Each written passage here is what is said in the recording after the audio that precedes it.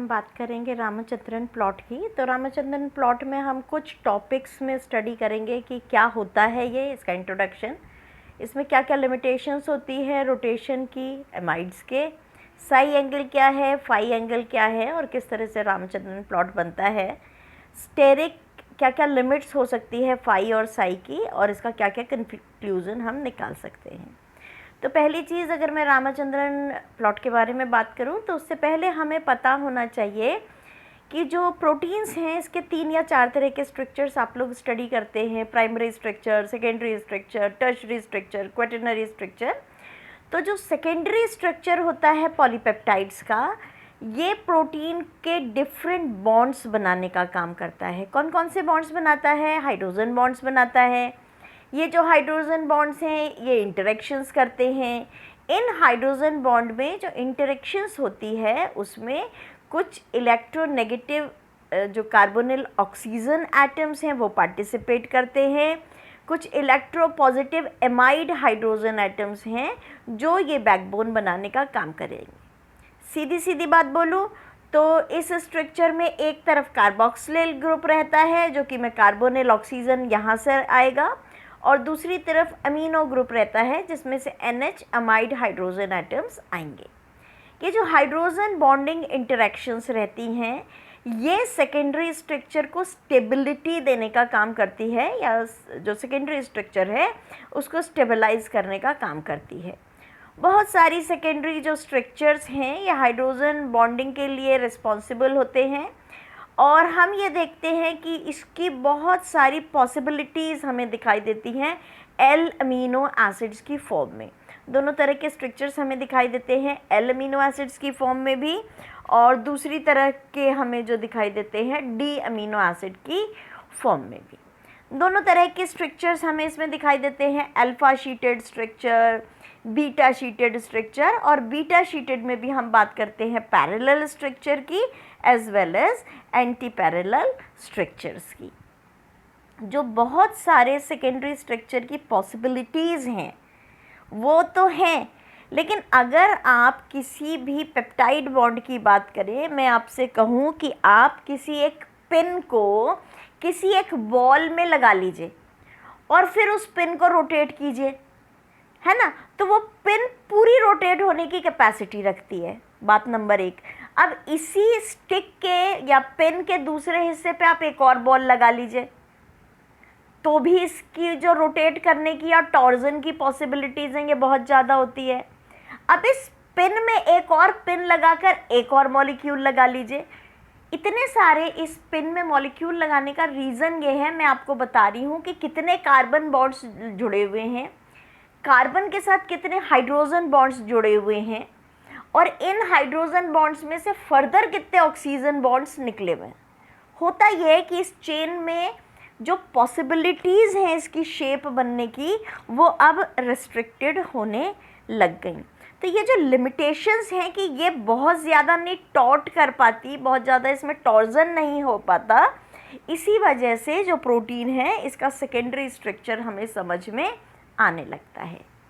ये है डायग्राम जो कि मैं आपको बताना चाह रही थी। यहाँ पे आपको बॉन्ड्स दिखाई दे रहे हैं, यहाँ पे आपको मॉलिक्यूल्स दिखाई दे रहे हैं। यहाँ पर पहले आप कॉन्सेंट्रेट कीजिए लेफ्ट हैंड साइड में, यहाँ पे आपको कार्बन और कार्बन के बीच में टॉर्जन दिखाई दे रहा है। C और C के बीच में जब भी बॉन्ड बनेगा C से प्रोनाउंस होगा और उसे हम कहेंगे साई बॉन्ड, जबकि C और N के बीच में जो एंड बनेगा उसे हम कहेंगे फाई बॉन्ड। ठीक है, तो ये बॉन्ड्स यहाँ हैं। और अब आप इसके टॉर्जन की पॉसिबिलिटीज़ देखिए। ये जो बीच की लाइन है इसको आप मान लीजिए कि एक पिन है, इसके राइट साइड भी बॉल है, इसके लेफ्ट साइड भी बॉल है, इसके अपर भी बॉल है, इसके लोअर भी बॉल है, और ये एक स्पेशल एंगल पे जुड़ी हुई है, तो इसके टॉर्जन की जो पॉसिबिलिटीज़ है वो थोड़ी सी कम हो जाती है। इस तरह का स्ट्रक्चर हमें देखने को मिलता है। तो ये जो एमाइड्स हैं इनके रोटेशन की हमें लिमिट्स मिली। रीज़न, बहुत सारे इसके फ्रीडम एंगल हमें नहीं दिखाई दिए। इसका रीज़न ये है कि इसका जो ओरिएंटेशन है ऑर्बिट का, इसमें sp2 हाइब्रिडाइजेशन दिखाई दे रहा है, यानी s जो शेल है उसमें और जो p ब्लॉक है उसमें हाइब्रिडाइजेशन हो रहा है। अब ये जो पाई ऑर्बिटल सिस्टम है ये रोटेशन को रेजिस्ट करता है और उसके बाद जो ऑर्बिट में ओवरलैपिंग है वो ब्रोकन हो जाती है। As a result amide bond की रेजिस्टेंट हो जाती है हाइड्रोलाइसिस के लिए, हाइड्रोलाइसिस यहाँ पर नहीं हो पाता। रिजल्ट क्या निकलता है कि ये सेम प्लेन में स्टिक हो जाता है। ये केवल दो तरह की रोटेशन शो करता है, जैसा कि आप कहते हैं सेम डायरेक्शन में कार्बन कार्बन लगे हुए हैं सिस पोजीशन, और एक लेफ्ट हैंड साइड में कार्बन जुड़ा हुआ है और दूसरा राइट हैंड साइड में जुड़ा हुआ है। ट्रांस कॉन्फ़िगरेशन आपको बहुत नॉर्मली देखने को मिलती है। अब ये जो स्टेरिक और इलेक्ट्रॉनिक रीजंस हैं किसके लिए, ट्रांस कॉन्फ़िगरेशंस के लिए, ये प्रीडोमिनेंट फॉर्म होते हैं अमाइड बॉन्ड के फॉर्मेशन के लिए। ये जो दोनों डायरेक्शन में इसका फ्री रोटेशन नहीं हो पाया, इसकी वजह से क्लैश हुआ। ये क्लैश इसको स्टेरिक नहीं रहने देता क्योंकि इसकी साइड चेन इसे घुमाती है और इसके जो साइड ब्रांचेस हैं वो इसे घूमने नहीं देती हैं। हमने ये देखा कि जो पॉलीपेप्टाइड चेन थी और इस पॉलीपेप्टाइड चेन की जो सीरीज़ थी इसमें बहुत सारे जॉइंट्स हमें दिखाई देते हैं। और क्यों कि ये अल्फ़ा कार्बन पे अटैच होते हैं तो इसको हम अल्फ़ा कार्बन बॉन्ड्स कहते हैं, और इससे जो जुड़े हुए अमीनो एसिड के रेजिड्यूज़ हैं उनको हम अमीनो एसिड रेजिड्यूज़ कहेंगे। ये राइट हैंड साइड में आपको एक डायग्राम दिखाई दे रहा है, इसमें जिसमें आर दोनों डिफरेंट साइड पर हैं इसको हम ट्रांसपोजिशन कहते हैं, जिसमें एल्किल ग्रुप या आर दोनों सेम डायरेक्शन में है इसको हम सिस ट्रांसलोकेशन कहते हैं। और इन अरेंजमेंट्स की वजह से जो कार्बन है ये अल्फ़ा प्लीटेड जो शेप है वो प्रोवाइड करने का काम करते हैं। देखिए ये अमीनो एसिड्स जुड़े हुए हैं, एक तरफ अमीनो ग्रुप है, एक तरफ कार्बोक्सिल ग्रुप है और बीच में एल्किल ग्रुप है, फिर CONH, फिर CONH और उनके बीच में R, CONH के बीच में R, CONH के बीच में R, CONH के बीच में R। तो मैंने यही कॉन्सेंट्रेट करने को आपसे कहा था, एक तरफ कार्बोक्सिल ग्रुप, एक तरफ अमीनो ग्रुप, और इनको जोड़ने के लिए जो एल्किल ग्रुप CVL जॉइंट का काम करता है वो हमारा अल्फ़ा कार्बन कहलाता है। तो अभी मैंने आपसे दो एंगल्स की बात करी, पहला साई बॉन्ड या साई एंगल, साई की शेप कुछ इस तरह से त्रिशूल की तरीके से होती है। ये वाला जो बॉन्ड है ये अल्फ़ा कार्बन और कार्बोनिल ग्रुप के कार्बन के बीच में बनता है, तो C और C के बीच में बनने वाला बॉन्ड इज साई बॉन्ड। ठीक है, इसमें क्या होता है, जो अमीनो एसिड का रेजिड्यू है ये रोटेट कर सकता है, थोड़ा सा टर्न कर सकता है अपने पूरे प्लेन पर अमाइड ग्रुप की तरफ, और इसमें कार्बोनिल कार्बन जो है ये 360 डिग्री रेंज की टेंडेंसी रखता है। इस एंगल का जो मेज़रमेंट है उसके लिए हम एक बॉन्ड देखते हैं, कार्बोनिल ग्रुप इसमें रियर पोजीशन पर होता है और जो अल्फ़ा कार्बन है वो आगे की तरफ, फ्रंट की तरफ निकला हुआ होता है। हम जब इसके बीच के अपरेंट एंगल्स की स्टडी करते हैं, किसके बीच की, कार्बन और कार्बन की, जबकि वो नाइट्रोजन वाले बॉन्ड से जुड़ता है, तो हम ये कहते हैं कि साई की जो रेंज है ये बहुत हाई है। कितनी हाई है, ये 0 डिग्री से एंगल बनाना शुरू करता है, प्लस में ये 180 डिग्री तक एंगल बनाता है, माइनस में ये 180 डिग्री तक एंगल बनाता है। तो इसकी रेंज क्या है, -180 डिग्री के एंगल बनाने से लेकर +180 डिग्री तक एंगल बनाने की, क्लॉकवाइज भी और एंटी क्लॉकवाइज भी, चाहे मैं रियर एंगल की बात करूं और चाहे मैं इसके फ्रंट एंगल की बात करूं। ठीक है, इस तरह से ये एंगल बना रहा है। देखिए कार्बोनिल है, एल्किल ग्रुप के साथ बॉन्ड बना रहा है और अमाइड ग्रुप के साथ बॉन्ड बना रहा है। आपको पूरा एंगल दिखाई दे रहा है 360 डिग्री का, 360 डिग्री का एंगल बन रहा है। यहाँ पे लेफ़्ट से आते हुए राइट की तरफ एंगल बन रहा है। लेफ़्ट में आपको 0 डिग्री का एंगल दिखाई दे रहा है और राइट साइड में आपको +180 डिग्री का एंगल दिखाई दे रहा है, और थर्ड डायग्राम में मुझे इसमें 90 डिग्री का एंगल बना हुआ दिखाई दे रहा है। तो बहुत सारी रेंज के एंगल्स बीटा प्लेटेड शीट बनाने के लिए काम में आते हैं। दूसरा जो एंगल बनता है ये फाई एंगल है, और जो फाई एंगल है ये बॉन्ड बनता है नाइट्रोजन बॉन्ड के बीच में और उसके अल्फा कार्बन के बीच में, जो कि अमीनो एसिड रेजिड्यू को रोटेट कराता है, पूरे प्लेन में टर्न कराता है और इसमें NH ग्रुप एडेड होता है। इस एंगल का मेज़रमेंट हम करते हैं ऐसे बॉन्ड से जो कि नाइट्रोजन एटम को रखता है फ्रंट में और कार्बन को रखता है रियर पोजीशन पे या पीछे की तरफ। अब हमने मेज़रमेंट किया किसका, एक एपरेंट एंगल का। कहाँ पे बनेगा ये एपरेंट एंगल, जो कि कार्बोनिल कार्बन के बीच में डबल बॉन्ड होंगे, वहाँ पे NCA बॉन्ड की फॉर्म में हमें दिखाई देगा। ये जो फाई एंगल है इसकी भी बहुत लंबी चौड़ी रेंज होती है और ये -180 डिग्री से +180 डिग्री के बीच में अपना रोटेशन शो करने का काम करता है। अभी मैंने आप लोगों से बात करी, देखिए ये मुझे फिर से वही डायग्राम दिखाई दे रहा है, 180 डिग्री का एंगल लेफ्ट में, 0 डिग्री का एंगल राइट में, और उसके साथ में मुझे 90 डिग्री के भी एंगल दिखाई दे रहे हैं। तो दोनों टेंडेंसी है, फाई के पास भी टेंडेंसी है -180 डिग्री से +180 डिग्री तक एंगल बनाने की, एज वेल एज साई के पास भी डिग्री है कि 180 डिग्री प्लस से लेकर 180 डिग्री माइनस के बीच में एंगल बनाने की। अब मैंने आपको पहले फाई और साई एंगल बना दिए।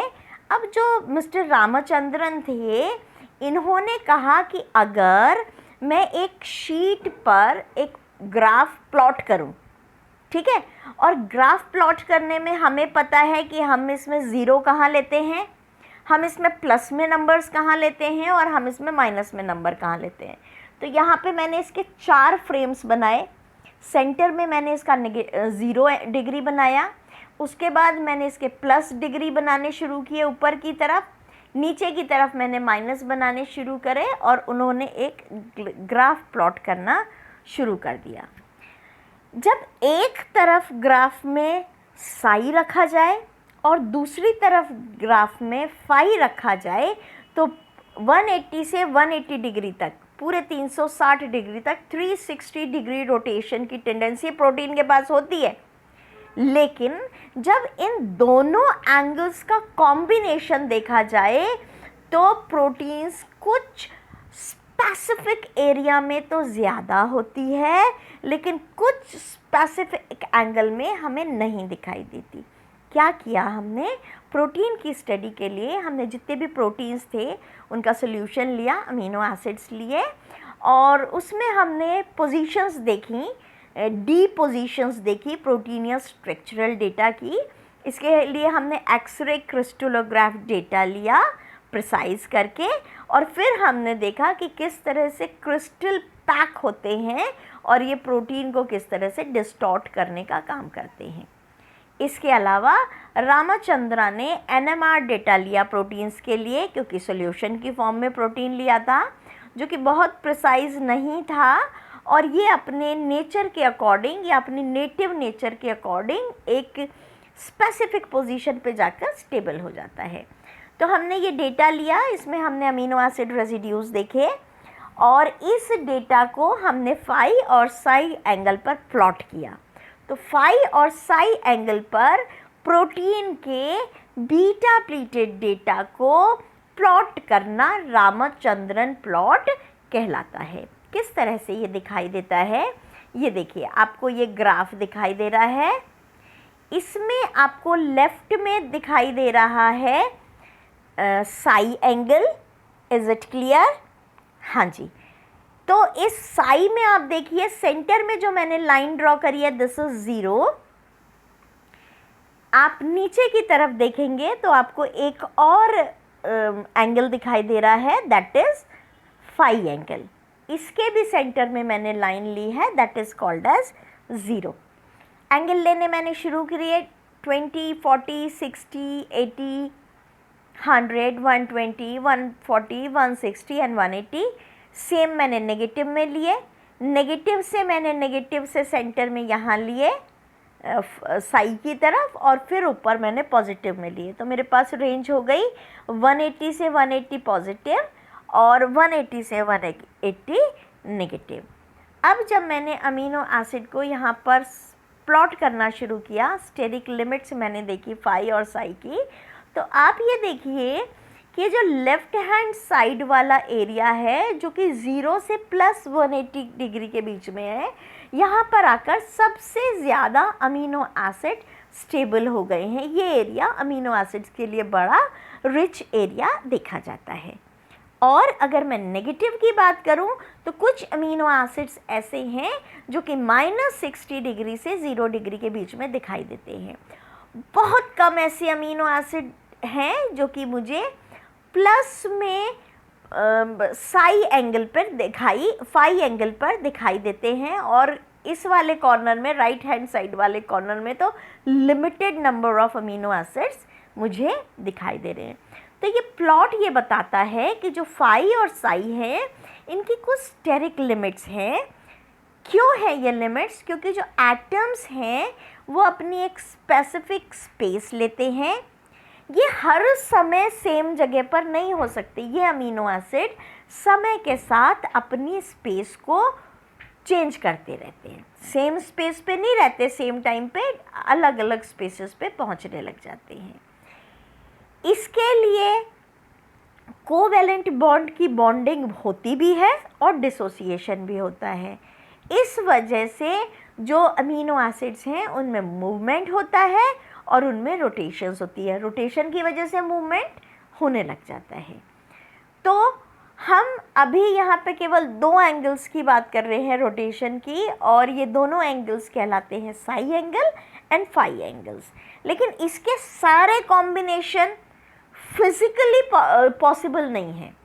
जो इसके 3 डायमेंशनल स्पेसेस में देखा जाता है तो इसके बहुत सारे कॉम्बिनेशंस होते तो हैं, लेकिन क्योंकि मैंने आपको शुरू में बताया था कि फाई और साई जो एंगल है ये टॉर्जन की परमिशन नहीं देता, पूरी यूनिट को टॉर्जन की परमिशन नहीं देता, इसलिए कॉम्बिनेशन की फिज़िकल प्रॉपर्टी बनाने की बहुत सारी पॉसिबिलिटीज़ नहीं रहती हैं।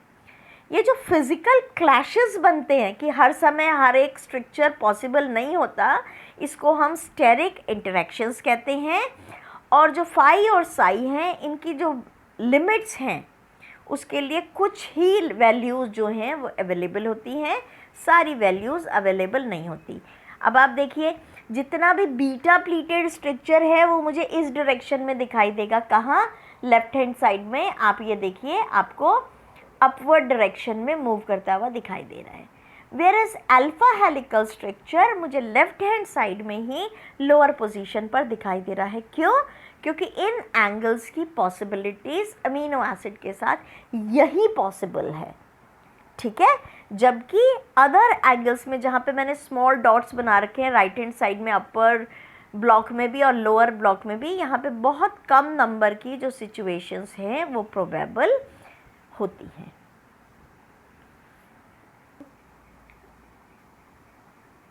अब आप देखिए जैसे मैंने रामाचंद्रन प्लॉट की बात करी, तो रामाचंद्रन प्लॉट में 2 टॉर्जन एंगल्स होते हैं। किसके? पॉलीपेप्टाइड चेन के।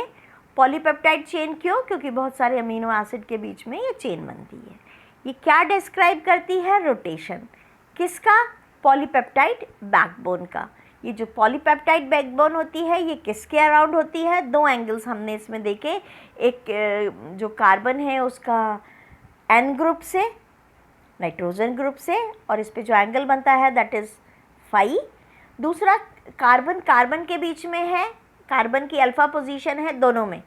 दूसरा कार्बन के बीच में है C साई। अब हमने देखा, आप ये नीचे वाले डायग्राम में देखिए कि इसमें डिस्ट्रीब्यूशन ऑफ टॉर्जन एंगल हमें दिखाई दे रहे हैं।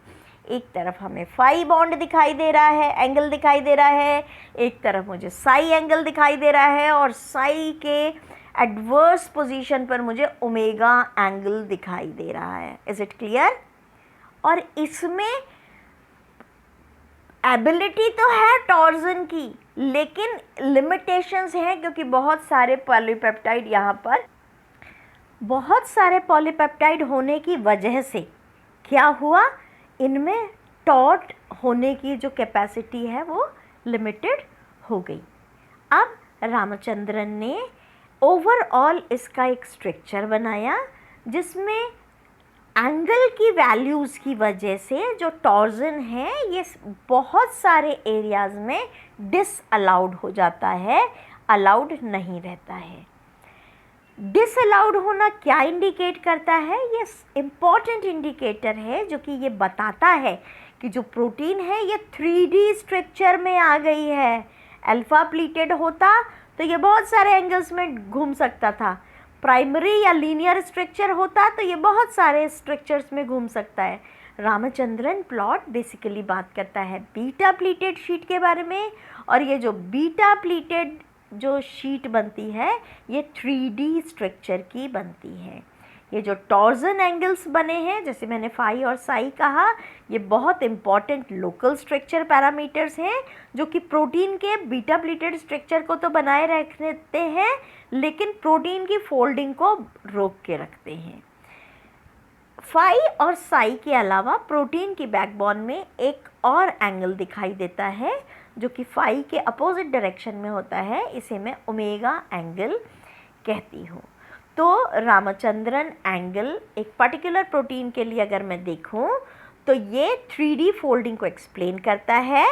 उसकी वजह से ये जो एंगल्स हैं फाई एंड साई ये फ्लेक्सिबिलिटी देते हैं पॉलीपेप्टाइड बैकबोन को, जिससे वो सर्टेन फोल्ड्स तो ले ले, अपनी एक स्पेसिफिक शीट्स तो बना दे लेकिन 180 डिग्री पर सेट हो जाए, उसके ज़्यादा अंदर फोल्डिंग करके इंटरवूवन जैसा स्ट्रक्चर न बनाए।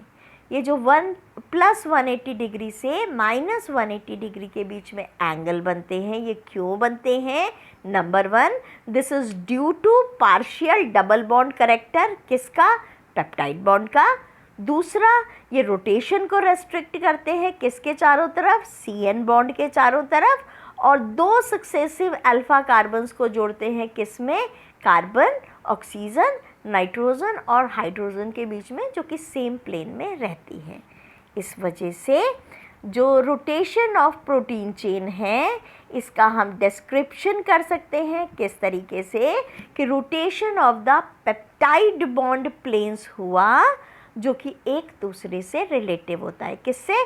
C से रिलेटेड करता है और C N से रिलेटेड करता है। इसमें जो सेंटर वाला कार्बन है जो सेंटर में एल्किल ग्रुप को लेकर रखता है, उसकी दोनों की अल्फा पोजीशन पर ये बाइंड होता है। ये है इसके टॉर्जन एंगल्स। ये डाइहाइड्रल एंगल्स होते हैं।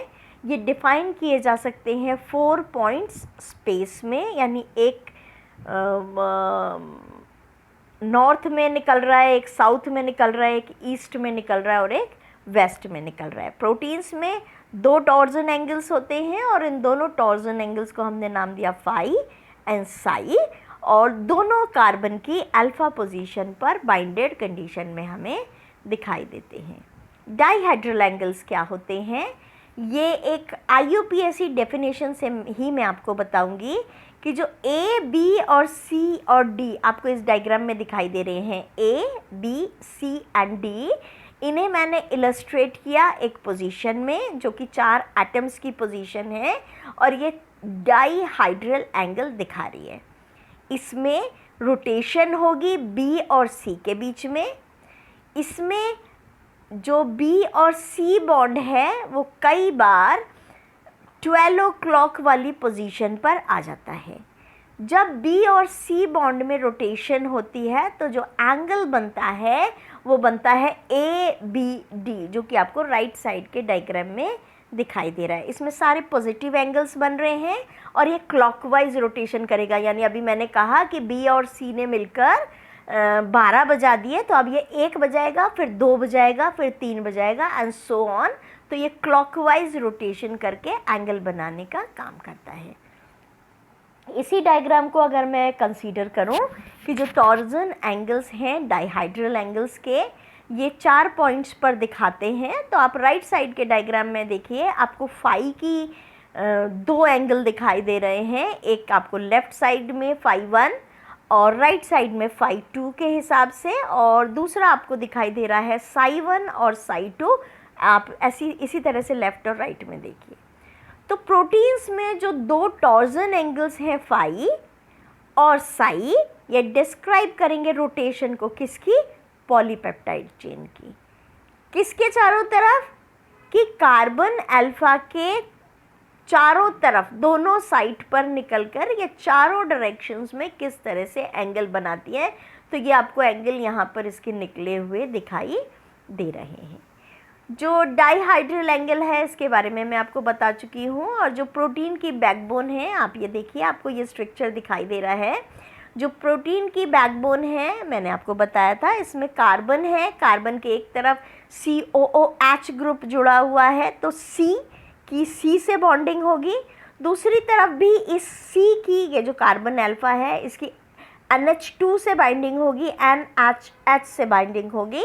तो एक तरफ C की C से बाइंडिंग होगी, एंगल बना साई, एक तरफ C की N से बाइंडिंग होगी और जो एंगल बना वो है फाई।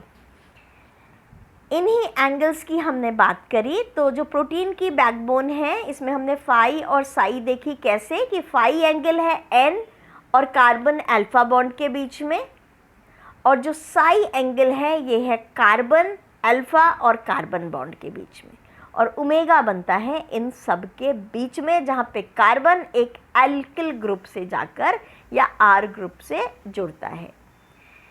रामाचंद्रन प्लॉट इन्हीं दोनों के बीच में बना है। GN रामाचंद्रन ने कंप्यूटर मॉडल्स लिए हैं पॉलीपेप्टाइड्स के, सिस्टमेटिकली इनकी साई वैल्यू निकाली है बहुत सारे अमीनो एसिड्स की, फाई वैल्यू निकाली है बहुत सारे अमीनो एसिड्स की। हमारे पास 24 के करीब अमीनो एसिड्स थे।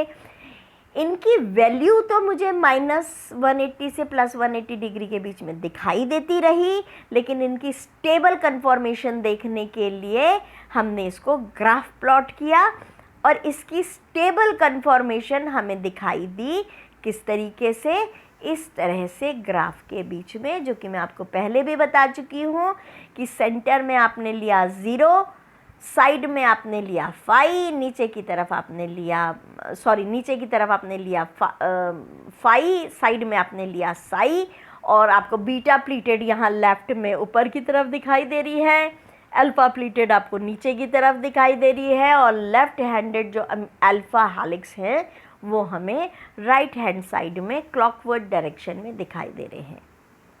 रेड रीजन बताता है कॉन्फॉर्मेशंस जहाँ पे स्टेबिलिटी नहीं है, लेकिन इन एरियाज़ में मूव कर रहे हैं अमीनो एसिड। येलो एरिया ये बता रहा है कि यहाँ पे थोड़ी सी शॉर्ट वंडरवॉल रेडियस बन रही है, और उस वजह से यहाँ पर जो मॉलिक्यूल्स हैं अमीनो एसिड के वो एक दूसरे से बड़े क्लोज हो रहे हैं। इनके बीच में एक ब्रिज बन रहा है जो कि लेफ्ट हैंडेड और राइट हैंडेड स्ट्रक्चर को शो करने का काम कर रहा है।